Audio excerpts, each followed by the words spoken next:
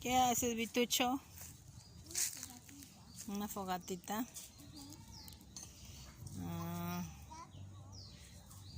A la Sofía le estoy queriendo hacer dormir, dice que no quiere dormir, dice.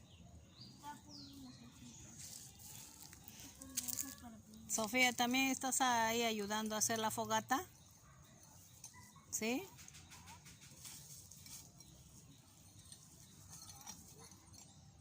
Por no ir a dormir, Sofía. Por no irte a dormir.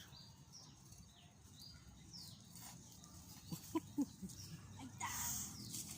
Y acá adentro le pongo... ¿Qué le pones? Hierba. Hierba seca para que Hojas. prenda hoja. No, eso está húmedo.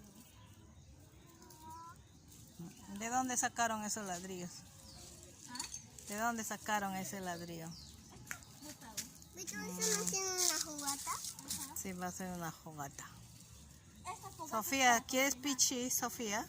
Más Juanito, ¿sabes por qué No. digo Me avisas, que... ¿ah? Más Juanito, ¿sabes por qué digo que esta es una fogata para cocinar, de verdad? Ajá.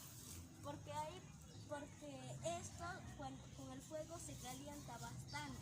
Ah, ya. Y ahí se puede poner aquí. Qué experimento tan grande. Y voy a poner algo. Son muy ingeniosos estos nietos.